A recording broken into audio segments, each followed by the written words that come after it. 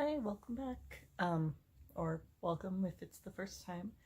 Today I'm working on another sewing project, my pocket hoops, or pannier, or whatever you want to call them. And hopefully you have your own crafting project that you're working on right now too. Um, I don't have any appliances going in the background this time. I learned my lesson. So this is another project from Costume College, and kind of demonstrates the range of the classes there. Like for my stays class, it was very like, oh, here's your linen, and let me do the sizing for you, and let's make sure that we go through the pattern step by step and get everything perfect so you have these perfect stays to work with. This one, this is, I'm not really sure what material, but I'm pretty sure it's a blend. And then instead of bones or anything, we have plastic tubing, like water bottle drinking straw tubing. So, I mean, it's going to be under everything else, so I'm fine with it as long as I get the shape right. But it was basically, here's your stuff, here's your pattern, have at. Which, having never made pocket hoops before, I kind of needed more guidance than that. I mean, these still turned out okay so far. I'm just closing up the seams in here because otherwise the tubing makes its way out, and then of course everything loses its shape. But yeah, so like the stays class was I think $125, and then this one was I think $20 or $25. And you do get what you pay for with those. Like as an as far as the money that I spent, I am very happy with the quality for both of the classes. So yeah, definitely worth it. And I had asked my friends on Facebook, like, hey, what would you want someone to ramble on about while you're doing something productive or crafty or whatever? I didn't get a lot of response. People said they wanted to know about historical stuff or they like to listen to audiobooks. I am neither of these things.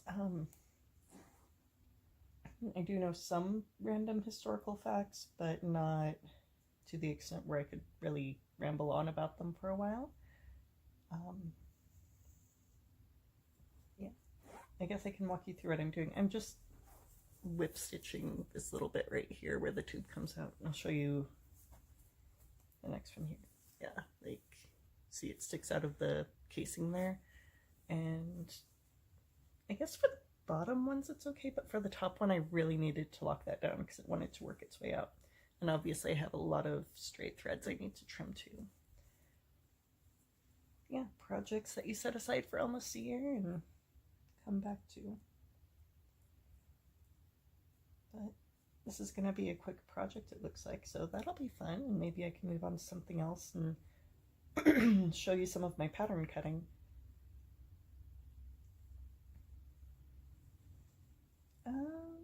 It's almost a warm day here, but it's still pretty chilly. Like, I had the windows open earlier, but I changed my mind because like I can't feel the tip of my thumb right here, and that's one of like that's what happens when I get too cold.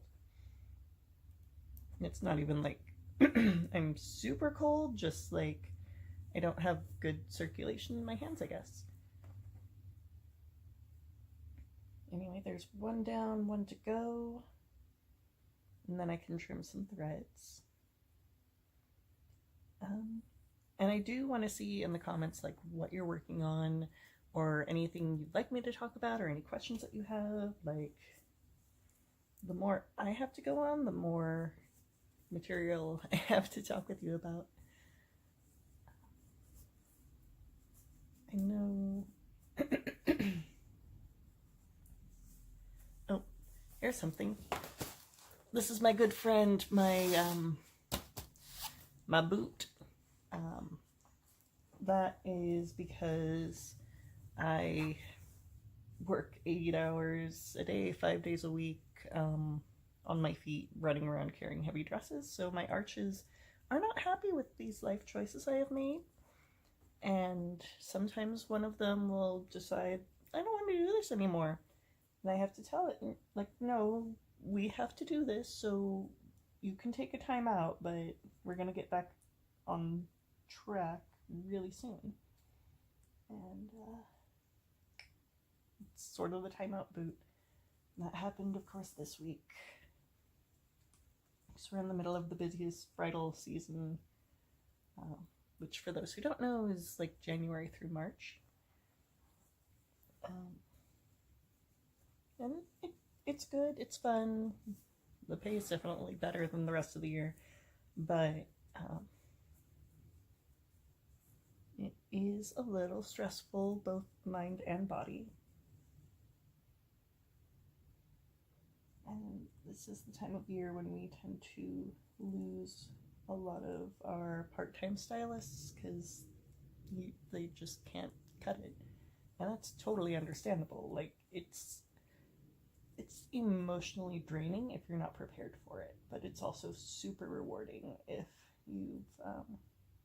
you're able to put in the effort for it.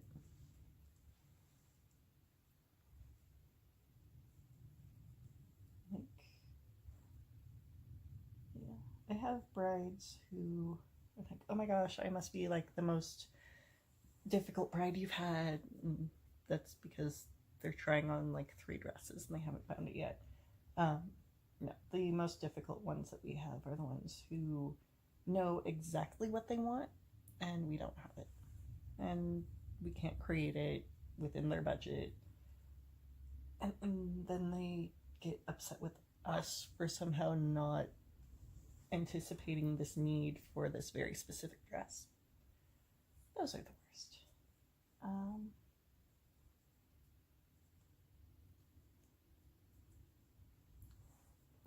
These stray threads I should have cleaned up a long time ago, or at least before I started doing this, but I'll do a cleanup after I get everything locked down, which I almost do.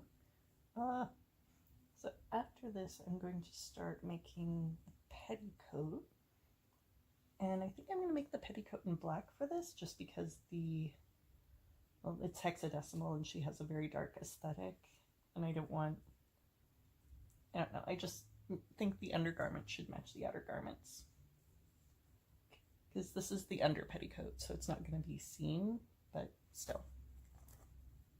There's those. Now to trim so many threads. I might actually do some like cut and edit it. This one, because last one was very rambly, and this way I can ramble but cut out the parts that are just boring or blank space or whatever. Also, if I'm cutting and editing, I can show you my hinky little setup, and I can show you my stays, which are currently on my dress form, and I'm actually really happy with how they turned out. Like, I was worried, but they're beautiful. They might be a little big for me, which I've lost some weight since costume college, so that happens. And the thing that JP Ryan suggests is that you make the stays so that they can close up all the way, because that way, even if you lose a little weight or gain a little weight, any of the costuming that you've made, as long as you get that closed up, is still going to fit. Which, yeah, that's a really good point. Because the skirts that go with 18th century looks, they tie around the front and back, so you have some leeway there. And then this, yeah, as long as the stays are closed, then the bodice is going to fit the same. Might have issue with the sleeves, but those, I guess, could be taken off and recut, or that might be a really cool idea, to make a bodice that you can just swap sleeves out for.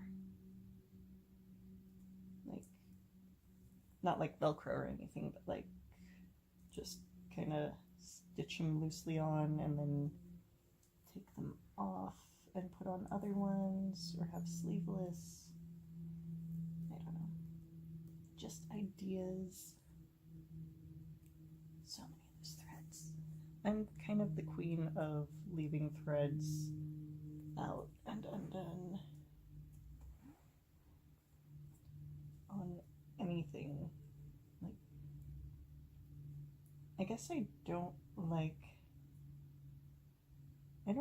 my work to be perfect, which I know there are different reasons for that. Someone I mentioned before, Kathy Hay, who you should definitely check out her channel, and I will leave a link in our comments. But she has a video all about perfectionism and how not to let it get in your way. And her thing is, like, if you make something and it's perfect, then you're done. Like, why do you need to ever make anything else? Like, you've created this perfect thing. Whereas if it's imperfect, then you have something that you can learn and you're still growing. And that's definitely not why I leave loose threads. I leave loose threads because I'm lazy. And I want to get on with the creating and not worry about all these fussy little cleanup things. Which is not the best habit. And I guess there's a lesson in there that it's worth taking the time to stop and do things right, and the rest of the creative parts will be there when you get to them. But if the part that you just did isn't right, it's easier to fix it now. Oh, almost there. Just a few more little threads, and then I can put it on my dress form and see it with my stays and figure out how long my petticoats need to be. There will be random songs because that's how I talk at myself, so that's how I'm talking at you, because, well, I am basically sitting here talking to myself right now, or talking to some hypothetical viewer. Which, thank you to the 10 of you who watched my last video. I appreciate it. I know it's not a huge number, but the fact that somebody took the time to sit there and see what I had to say, and hopefully that benefited you. Maybe you made something, wrote something, drew something. It's like, this isn't just for sewing along with. Maybe you're painting, maybe you're writing a book, maybe you're sculpting something, or making something out of leather. I guess I had to start and stop a lot on these channels. Okay. But, one more. There's always one more. There'll probably be 5 more after I get them on the mannequin. But there are my pocket hoops. You can see they have a little opening here, which then the petticoat, because it ties front and back, that allows access still. And my little hexadecimal masks are going to go in here. And I'm going to put them on my mannequin, well, my dress form now. So I'll see you in a bit. As promised, here's how I've been recording. Just a stack of things, and then that's a picture stand or a plate stand up at the top, which I put my phone into backwards so it angles down at the couch. And here you see my lovely stays and my pocket hoops on my dress form, and that is right now set up so that her waist is the same as my waist. The torso on her is much shorter than my torso, so these shoulders always look bad when I put any garments I'm making on her. But as far as the skirt goes, I should have a really good idea of how it's going to actually sit on me. So I'm going to get started on cutting out those patterns, and I'll see you in a bit. Alright, new process, new camera angle. I'm going to be out of frame most of the time, but you know what? I need to buy myself a tripod if this is going to continue to be a thing. For now, you're going to have to suffer with me. So I am using the... Oh, focus, what are you doing? I'm using the method used by Enchanted Rose Costuming for her Robe à la Francaise petticoat, which is another link that will be in the comments. Taking my trusty snip snips. No, those are the snip snips. These are the butters. I'm gonna cut this straight because this is left over from another project. I didn't have black, the only black cotton that I had was stretchy, so that's not gonna work.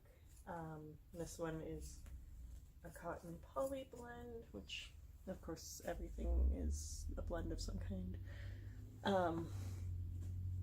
So this one is lightweight though, and like I said, no one's gonna see my under petticoat, I hope. So I'm gonna cut 2 lengths at 50 inches, which was my side seam on my mannequin, dress form, whatever you'd like to call it. And I'm using the same tape measure that I used to measure it out. Edges match. Use the salvage, and that would change my life. What is your width?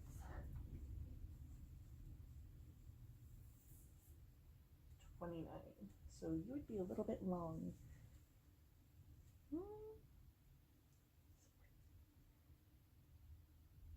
Nah. Okay. So there's one.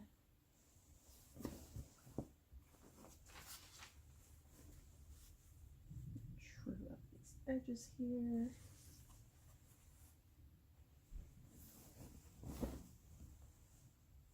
Imprecise sewing techniques that make the professionals uneasy. I do consider myself a semi-professional. So what I like to do when I don't have yards and yards of fabric I'm dealing with to true up the edges is to take it from the top, let it hang, and then see where those edges meet up, because I'm adjusting right there. And then you just shake it out, lay it out, and you're good. Enough. It's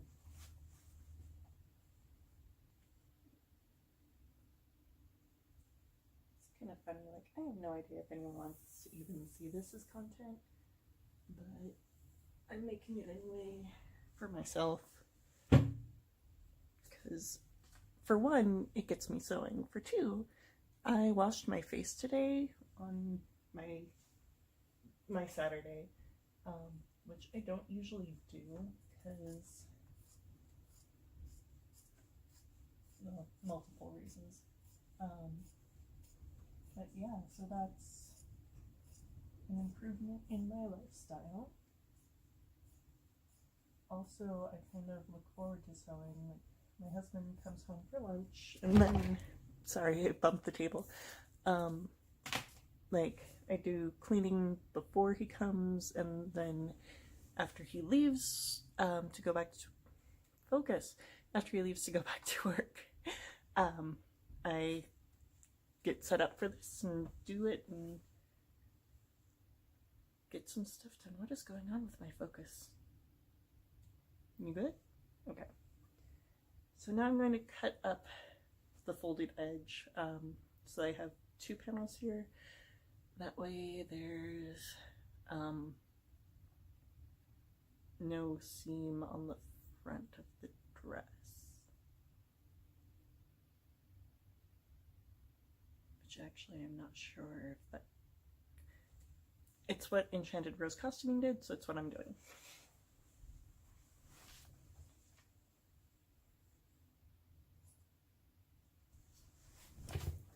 So I've got that cut out.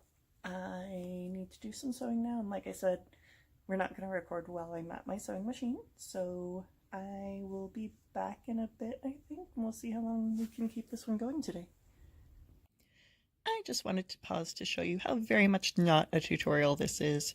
This is the bottom edge of my under petticoat, and you can see that they are not the same length. And I'm okay with that, because this is the under petticoat, and I will fuss and make the outer petticoat all pretty and perfect and everything. So just wanted to show you that as a fair warning probably don't do as I say or do. Just, you know, do your own thing and make more beautiful things than what I make. And another example of how careful I'm being with this under petticoat, this was a snip that was taken into the fabric from the selvage in about 2 inches. And, you know, a more careful sewist would either recut that panel or carefully hand stitch that back together. Me, no, zigzag that and move on. Because, again, no one's going to see this part. It's there for body and nothing else. So, in putting this together, I have no idea why she split up the second panel. There wouldn't be a back seam anyway, or a front seam. It's just one panel in the front, one panel in the back. And sorry, my hand got in the shot there a little bit. Yeah, I've only made more work for myself, so I guess I'm gonna do a little French seam there, and just a note in case you do decide to check out that video and follow that method. And here's a horror story for Randy. I was trying to do a nice tight French seam when I flipped the fabric over to trim and realized a good probably 6 inches of the under edge didn't catch. Dun dun dun dun! Right, so I fixed a couple of issues and I have pretended like I'm a good sewist and pressed my seams. Always press your seams, even if you're taking every other shortcut. That will save your work. Like, you can make the most horrible, off-kilter piece of garbage garment. This is inside out. There we go. But if your seams are all nicely pressed, it can still look really good. I speak from experience. And I have taken my boot off because it was making this all very difficult. And that's not what I would like to do. So I've left a little bit too much space. One will allow for a hem. Okay, never mind, we're good. So I'm going to pin this up so that the opening lines up with my pocket.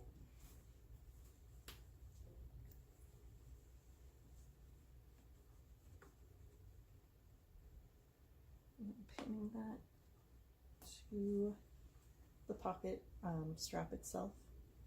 I'm going to do the same over here.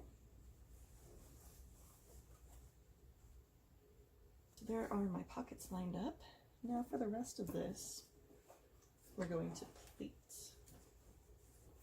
And the idea is that the bottom edges will stay the same length, and then any adjustments happen up at the top.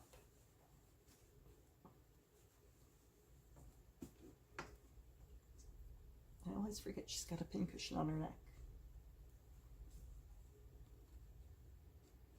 And this is going to come out looking a bit like a brown paper bag. Sorry, as my hand totally blocks for us to refocus on my beautiful dress form.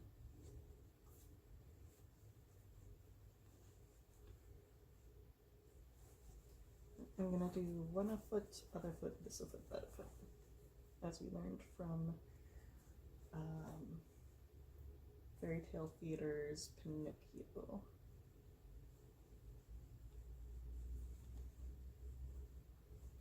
These first pleats are going to be outside.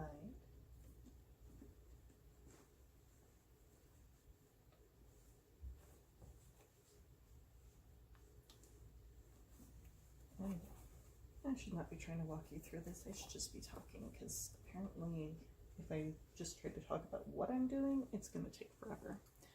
Because I don't know what I'm doing. I'm just making it up.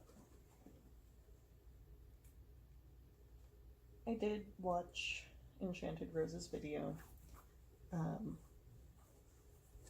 but I am rebellious and will always do things my own way, no matter what has been prescribed. Except for my psychiatrist. There, I do exactly as prescribed.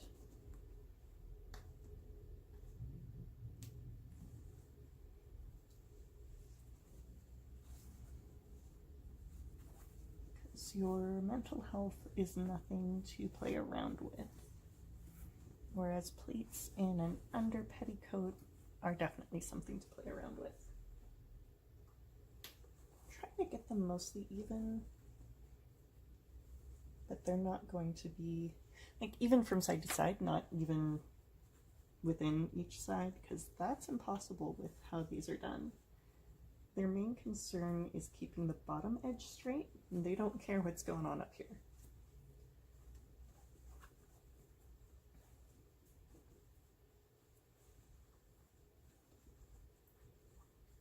This is rather a bit like that designer Randy, I think. I'm gonna have to double check his name, but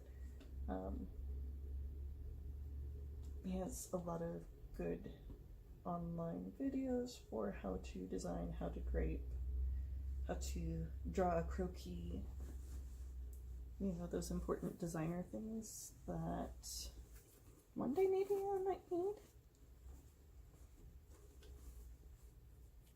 So the way that the petticoats attach is by the waistband. There would be ties here that extend to the back and then ties here that extend to the front. It's kind of like wrap pants, but it's a skirt. But it's not like a wrap skirt. Because as Quinn says, that's a definite don't.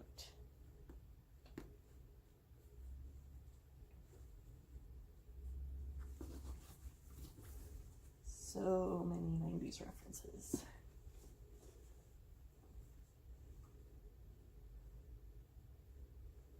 I'm actually 36 years old, so I know a lot more about the 90s than about the aughts. The aughts being a fancy way of saying the 2000s. But I'm almost there. Except only for the front. I still have to do the back. I just bent the heck out of that pin. But you can always buy more. Just don't buy your pins off of Wish, because that's where a lot of my dull pins have come from. They have like no point, like it's just flat and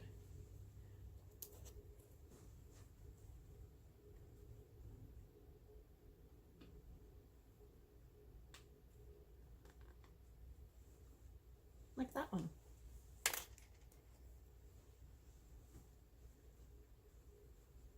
Ew. I'm not careful, I'm clumsy, my hands are all kinds of beaten up, I don't use a thimble, I'm a bad example all around, but that's a pretty nice front to the petticoat. I'm gonna snip away all of this and then move to the back. Ooh, I'm actually bleeding. CN, a little bit of blood. Look at that. I'm gonna go put a band-aid on that, I think, if I have one. Righto, I haven't got band-aids, so a little bit of tissue and masking tape to keep me from bleeding on my petticoat. I'm gonna snip off this excess at the top here, just following the line from my waistband for the pannier, which is another word for the basket hoops or the pocket hoops. And hope that I don't cut through a pin like I almost did. This is not the way you do this. You draw it out and then you cut. I must say once again, I am a bad example.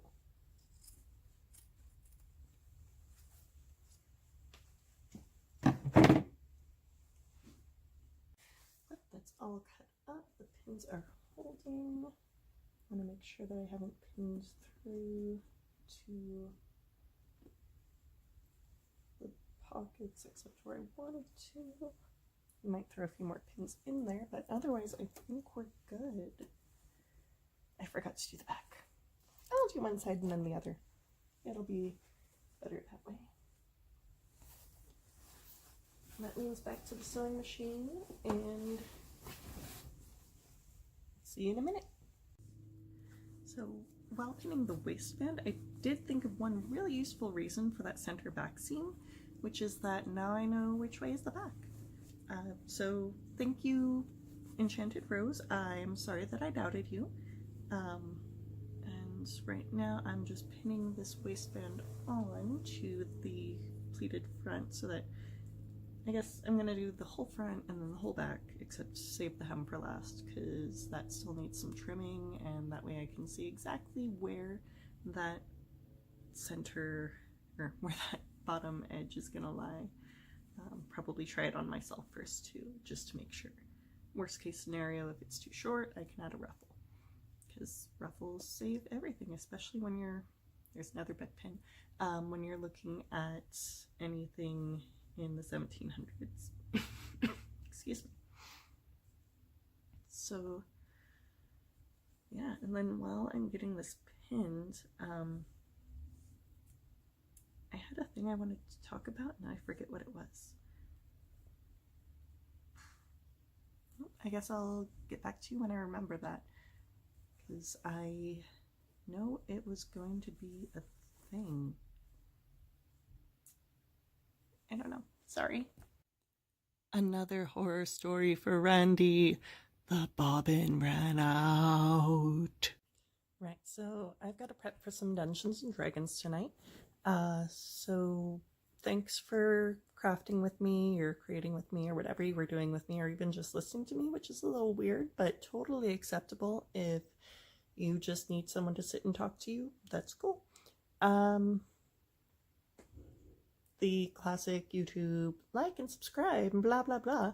Leave a comment, like I said, with what you've crafted while we were sitting together. Anything you want me to talk about next week, let me know, and go make something beautiful.